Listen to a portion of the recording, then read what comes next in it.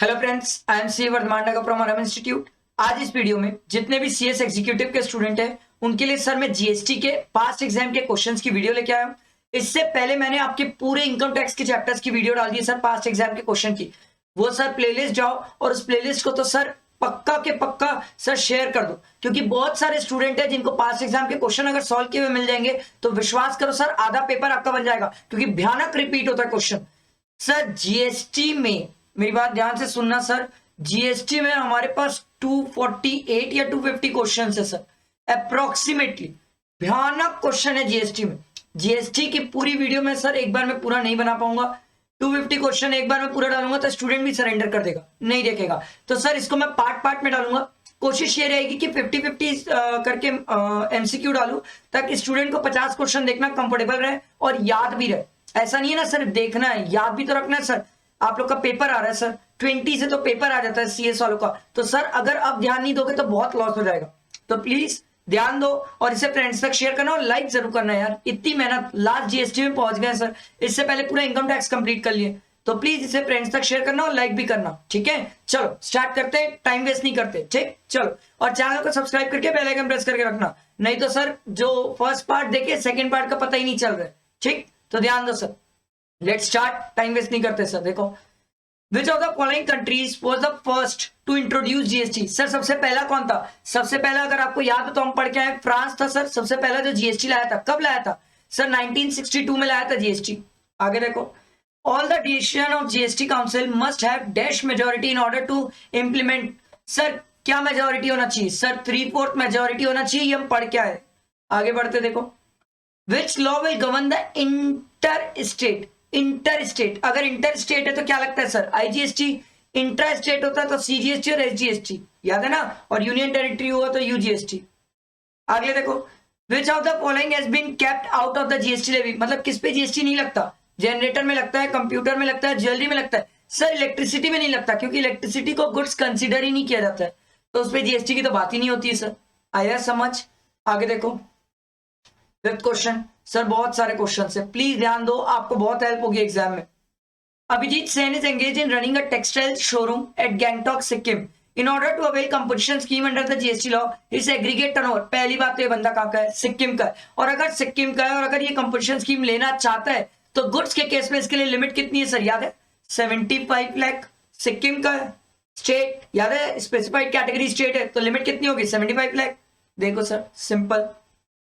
आगे देखो, when employer gives goods to his employee, it will not be considered as taxable supply for the purpose of GST if the value of supply कितना sir? अपन पढ़ के आए sir 50,000 तक। और कहां पढ़ के आए? शेड्यूल 2 में सर। सिंपल है, आगे बढ़ते हैं। Which of the following income activity is liable for GST? Sir किस पे जीएसटी लगता है सर? सैलरी लगता ही नहीं सर, शेड्यूल 3 में कवर हो जाता है सर। सैलरी एंड अलाउंस आता ही नहीं सर, सैलरी की तो आना ही। Services by the court, sir ये तीनों ना शेड्यूल 3 में कवर हो जाते हैं, ठीक है। अगला है सेल ऑफ ज्वेलरी, क्या इस पे जीएसटी है? यस सर इस पे जीएसटी है। आगे देखो, which of the following represent composite supply. क्या कंपोजिट है? देखो थोड़ा, हाँ चलो आपसे पूछ रहे कौन सा कंपोजिट है। बहुत सिंपल है सर, कंपोजिट याद है सर, जो नेचुरली बंडल होता है। डॉक्टर सर्विसेज विद मेडिसिन, क्या ये नेचुरल है? यस सर, कोई भी डॉक्टर के पास जो मेडिसिन की बात होती है। Package with fruits and chocolates, नहीं सर ये तो आर्टिफिशियल है। Coaching centre with monthly exclusions on tracking, ए भाई एक कोचिंग वाला ट्रैकिंग में लेके जा रहा है सर, ये आर्टिफिशियल बंडल्ड है। Supply of computer printer and laptop, sir ये भी आर्टिफिशियल बंडल्ड है। कोई लैपटॉप लिए तो जरूरी नहीं है सर प्रिंटर लेना, तो ऑप्शन क्या हो जाएगा? ए। समझ आया? आगे देखो 9th वाला, in case of a manufacturer who offer composition scheme the rate. Sir कौन है? मैन्युफैक्चरर। और मैन्युफैक्चरर है तो सर कितना होगा? 0.5%। सीजीएसटी 0.5%, एसजीएसटी और दोनों मिला के 1%। समझ आया? आगे देखो, who among the following is eligible for availing composition scheme under GST. कौन ले सकता है कंपोजिशन स्कीम सर? ई कॉमर्स ऑपरेटर वाला तो ले ही नहीं सकता sir. Service supplier like company secretary ये ले सकता है, but sir composition scheme goods वाली नहीं ले सकता ना, ये सर्विसेज वाली ले सकता है। अरे समझ, ये कंपोजिशन स्कीम गुड्स वाली तो ले नहीं सकता, इसलिए बाहर हो गया। गुड्स नॉट टैक्सेबल, नहीं सर, जो गुड्स टैक्सेबल ही नहीं है उसमें कंपोजिशन स्कीम मिलती ही नहीं है। अगला है रेस्टोरेंट, यस सर रेस्टोरेंट तो हम पढ़ के आए हैं, याद है कंपोजिशन स्कीम का सेक्शन 10 सबसेक्शन 1। देखो सर, मैं भी आपको सेक्शन के थ्रू टेक्निकलिटीज बता सकता हूँ, बट मैं क्या करता हूँ, चीजें जितनी सिंपल रखूं ताकि स्टूडेंट को क्या अंडरस्टैंडिंग हो। जबरदस्ती टेक्निकल घुसा घुसा के स्टूडेंट को कंफ्यूज करके मजा नहीं आता सर। जितना सिंपल तरीके से स्टूडेंट याद रखेगा ना एग्जाम में, उतना ज्यादा अच्छा है। उसे कौन सा हर एक सेक्शन लिख के आना एग्जाम में, लिखना थोड़ी के सर। आगे देखो, which of the following GST model is adopted in India. India में क्या चलता है sir, dual GST. Simple. For the purpose of deciding aggregate turnover, in order to determine the GST payable under compulsion scheme, which of the following is to be excluded? क्या नहीं आएगा compulsion scheme में sir? Exemption आता है, export आता है। आगे देखो, inter state branch transfer, sir ये नहीं आता है। Inter state transaction aggregate turnover में नहीं आएंगे कंपल्शन स्कीम के लिए, ठीक है। और इंटर स्टेट आता भी है तो वो सेम पैन नंबर वाला आता है, यहाँ सेम पैन नंबर दिया ही नहीं है, ठीक है। उसके बाद देखो, अब अगला दिया हुआ है सीजीएसटी। अब एक बात ध्यान से सुनो, अगर आप इसको सेम पैन नंबर वाला मानते हो, जो कि ब्रांच ट्रांसफर बोल रहे हैं, सेम पैन नंबर वाला है, तो सर ये एग्रीगेट टर्नओवर में आ जाएगा, इस पे कोई दिक्कत नहीं है। तो सर बेसिकली क्या होना चाहिए, सीजीएसटी एक टैक्स है जो कि एग्रीगेट टर्नओवर में नहीं आती। ध्यान रखना सर, मैं इसलिए बता रहा हूं, एग्जाम में कंफ्यूज करने या घुमाने के बहुत स्कोप होते हैं, ध्यान रखना। अगला देखो, GST noted to be a greatest tax reform in India and therefore was rolled out with effect from 1st July 2017. It transformed a system of taxation and administration into the digital world by adopting latest information technology. The GST model rolled out in India is adopted from, sir हमने GST का model कहां से adopt किया है? Canada से। हमने कहां से अडॉप्ट किया है? कनाडा से। सबसे पहली कंट्री कौन थी? फ्रांस थी, भूलना मत। अगला देखो, special purpose vehicle to cater IT needs of GST in GST is called, sir क्या हम जीएसटी नेटवर्क यूज करते हैं? Yes sir. आईटी जीएसटी में कहां होता है? जीएसटी नेटवर्क में, जो वेबसाइट यूज करते हैं और वहां पर रिटर्न वगैरह सब चीजें करते हैं। अगला देखो, GST in India is levied on the basis of, sir क्या इंडिया में जीएसटी कंजम्पशन बेसिस में? यस सर, कंजम्पशन बेसिस में। सेट ऑफ अगेंस्ट, नहीं सर ये तो बकवास है। डेस्टिनेशन बेस्ड, क्या ये भी है? Yes sir. अब देखो सर, ऑप्शन डी ज्यादा बेहतर है, क्योंकि sir both consumption and destination based होता है सर जीएसटी इंडिया में, ठीक है। इसीलिए तो दिल्ली ने सबसे पहले जीएसटी को एक्सेप्ट किया था, पहला स्टेट था सर जो सबसे पहले जीएसटी को एक्सेप्ट कर लिया था। देखो, the tax under GST legislation in India is being levied, देखो the tax under GST legislation in India is being levied, देखो exclusively by union and state laws, नहीं sir. Simultaneously by union and state law, yes sir. CGST भी है, SGST भी है, ये दोनों तो ऑप्शन हो ही नहीं सकते। आगे देखो, GST council comprises of various person from union and state and is being headed by a chairperson who is, आपसे पूछ रहा है सर चेयरपर्सन कौन होगा? सिंपल सी बात है, यूनियन फाइनेंस मिनिस्टर, यही तो हमारे चेयरपर्सन होंगे सर, ठीक है। यूनियन फाइनेंस मिनिस्टर याद है, निर्मला सीतारमन। आगे बढ़ते हैं, construction of a complex building, civil structure or part thereof including a complex or a building intended for sale to a buyer wholly or partly except where the entire consideration has been received after issuance of completion certificate, wherever required by a competent authority or after its first occupation, whichever is earlier, for the purpose of taxability under CGST shall be treated as supply of, ए भगवान, इतना बड़ा MCQ बनाया और उसका answer simple है sir. क्या उसको हम सप्लाई ऑफ सर्विसेज मान लेते हैं? सॉरी, हाँ सॉरी, सप्लाई ऑफ, क्या हम उसे सर्विसेज मान लेते हैं? यस सर, हम उसे सप्लाई ऑफ सर्विसेज मान लेते हैं। समझ आया, बैठा दिमाग में। आगे बढ़ते, देखो sir 19th question, which of the following categories of registered person are not eligible for compulsion scheme, किसको नहीं मिलती? रेस्टोरेंट वाले को मिल जाती है, नोटिफाइड वाले को नहीं मिलती, नॉन रेसिडेंट को नहीं मिलती, कैजुअल टैक्सेबल को नहीं मिलती। तो सर हमारा ऑप्शन रहेगा 2, 3, 4, देखो 2, 3, 4 ये रहा सर ऑप्शन बी। समझ आया? आगे देखो, Mr. Bala has made supplied of a taxable goods to the tune of 17 lakh, export services supplies of 3 lakh and देखो intrastate supply of exempt services 4 lakh. His aggregate turnover sir 17 lakh plus 3 lakh plus 4 lakh, क्या exempt वाला भी आता है? Yes sir. तो total turnover कितना हो जाएगा? 24 lakh। बहुत सिंपल है सर, आपसे एग्रीगेट टर्नओवर की डेफिनेशन चेक कर रहा है, आपको आती है कि नहीं। आगे देखो, a supply made by a taxable person to a recipient consisting of 2 or more taxable supply of goods or services of both or combination thereof, which are only bundled and supplied in conjunction with each other in the ordinary course of business, क्या naturally bundled है? Yes sir. और अगर naturally bundled है तो क्या हम उसे composite supply बोलते हैं? Yes sir, simple. आगे देखो, provision for levy and collection of tax on the intra state. Intra state में क्या लगता है सर? सीजीएसटी लगता है, एसजीएसटी लगता है। सप्लाई ऑफ गुड्स और सर्विसेज और बोथ बाय द, अरे यूनियन टेरिटरी दे दिया है भाई। अगर यूनियन टेरिटरी तो क्या लगेगा? UTGST, simple. अगर यूनियन टेरिटरी नहीं बोलता, कोई स्टेट बोलता, तो मैं बोलता सीजीएसटी और एसजीएसटी। आगे देखो, the highest enabling limit of tax for the IGST has been prescribed है 2014 20। नहीं सर, ये गलत है, नन ऑफ द अबव है, क्योंकि सर 40% है सर आईजीएसटी, मैक्सिमम 40% है। आगे देखो, tax that are been replace by the GST legislation are, कौन कौन से टैक्स जीएसटी लेजिस्लेशन आने से हट गए, मतलब जीएसटी आने के बाद कौन कौन से टैक्स हट गए? परचेज टैक्स हट गया, लग्जरी भी हट गया, सीएसटी भी हट गया। ये ऑप्शन ए भी क्यों दिया है? अरे अच्छा लिखा हुआ भी है सर, नोट क्या गलत है ये, एमसीक्यू छोड़ो इसको। आगे आओ, a registered supplier under composition levy can withdraw at any time and be required to file the form in the withdrawal from the composition levy in GST CMP 04। Sir अगर कोई विड्रॉ कर रहा है composition scheme से तो वो कौन सा फॉर्म फाइल करता है? GST CMP 4। समझ आया? आगे बढ़ते हैं। ये तो फॉर्म वाली कहानी है, थोड़ा सा आपको याद रखना पड़ता है सर। आगे देखो, mister S, a manufacturer of medicine whose turnover for the financial year 18-19 was 90 lakh opted to pay tax under GST as per composition scheme from 1st April 2019। okay, his turnover process 1.5 crore on 13 नवंबर 2019। ओ भाई, इसका turnover तो exceed भी कर गया 1.5 करोड़ से। तो sir 1920 में तो कोई दिक्कत नहीं है, कंपोजिशन स्कीम में चल सकता है, बट जब बात 2021 की आएगी तो इसको कंपोजिशन स्कीम नहीं मिलेगी, क्योंकि प्रीसीडिंग फाइनेंशियल ईयर का टर्नओवर 1.5 करोड़ से एक्सीड कर गया था। ठीक है, will he be allowed to pay tax under composition scheme for the remainder of the year, that is from 1st December to 31st March? No sir।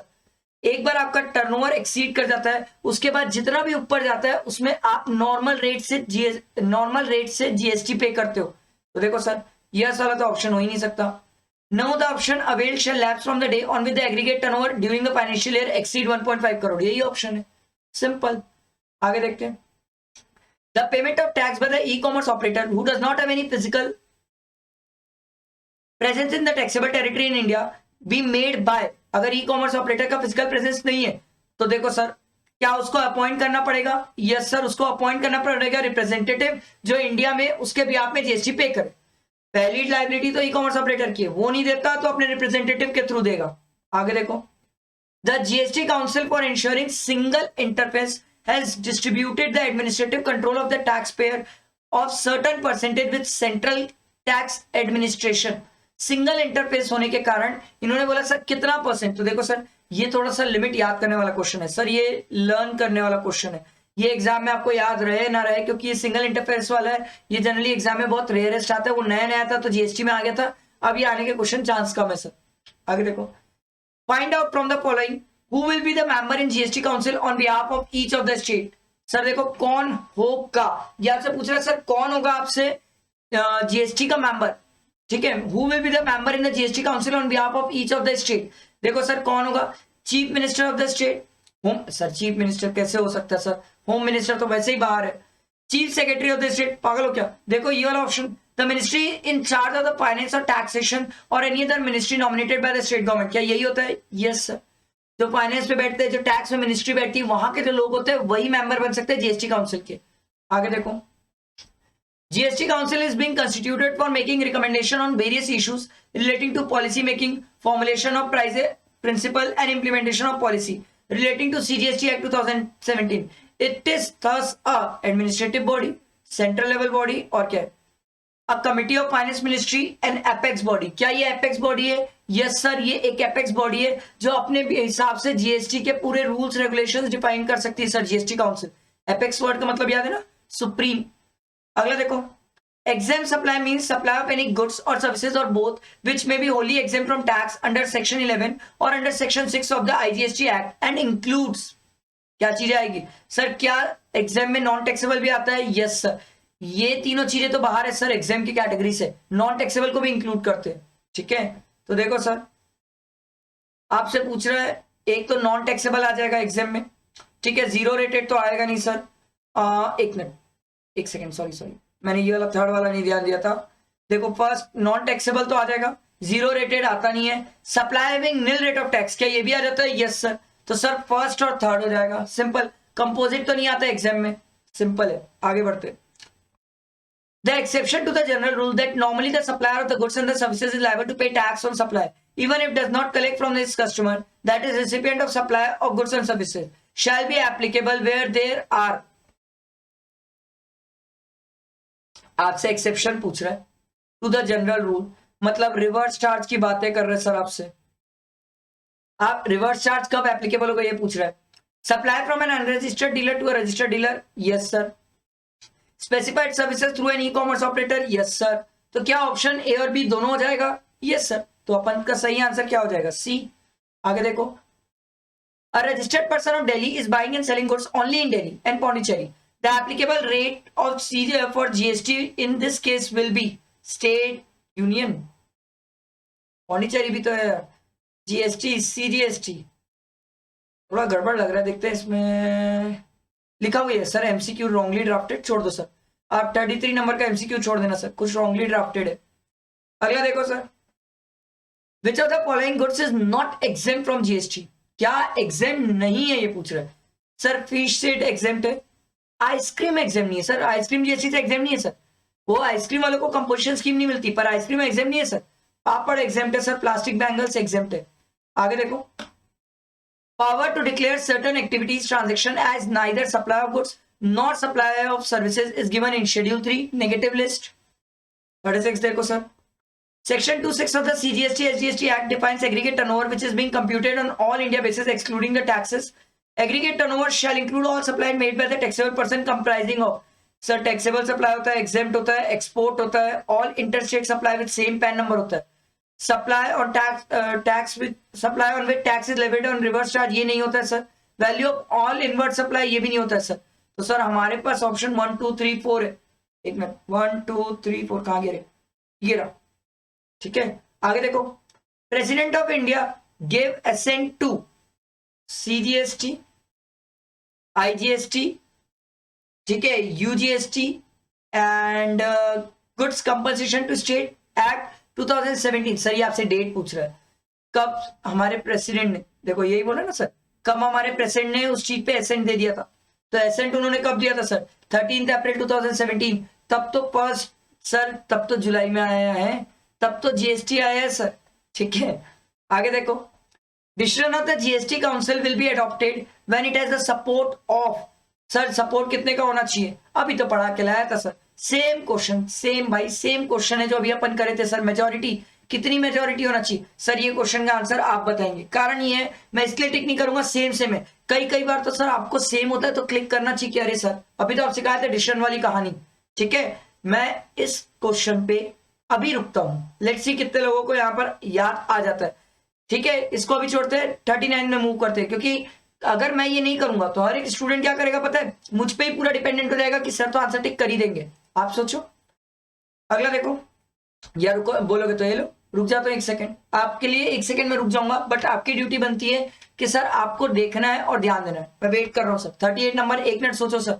1/3 2/3 3/4 क्या है भाई, बताओ जल्दी बताओ। और सर सिंपल मेजोरिटी तो है ही नहीं, इसे तो सोचना ही मत सर, डी ऑप्शन, ठीक है। ए बी सी में फटाफट सोचो सर, वेट करूंगा मैं आप लोग का, जल्दी ना, ज्यादा लेट नहीं करना, फटाफट फास्ट, क्योंकि ये क्वेश्चन अब भी करके आए।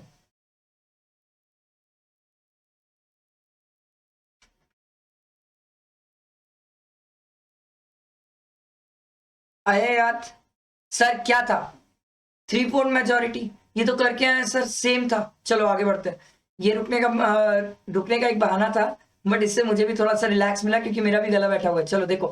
The composition to state for the loss of revenue, sir GST आने के कारण स्टेट्स को लॉस हुआ रेवेन्यू में, उसके लिए कंपनसेट करना चाहते थे on account of implementation of GST for dash years. Sir कितने साल, 5 साल के लिए कंपनसेशन की बात थी।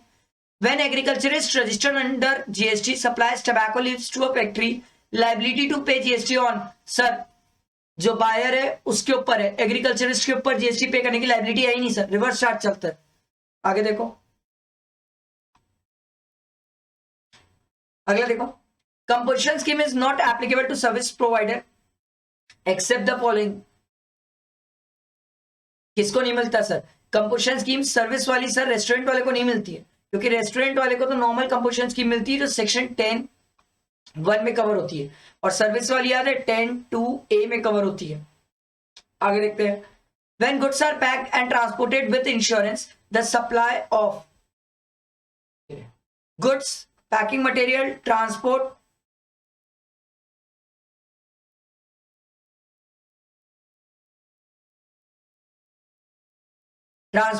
and insurance as per the provision।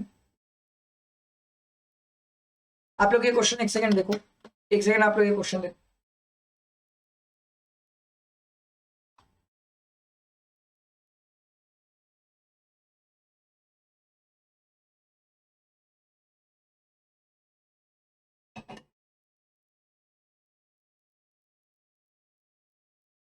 ठीक sir, packing material, transport and insurance as per the provision of CGST act 2017 is called as. Sir क्या ये कंपोजिट सप्लाई कहलाएगा? यस सर, क्योंकि ये नॉर्मल मार्केट का डे टू डे का trend है।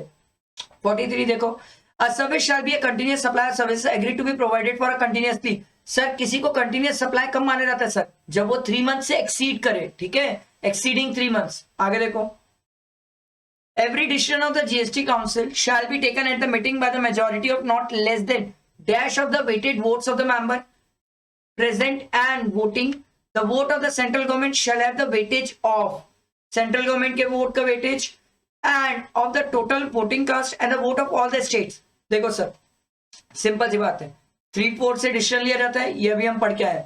Central government का 1/3 होता है और स्टेट गवर्नमेंट्स का 2/3 होता है, तो 3/4, 1/3, 2/3। ये देखो सर, आगे बढ़ते हैं।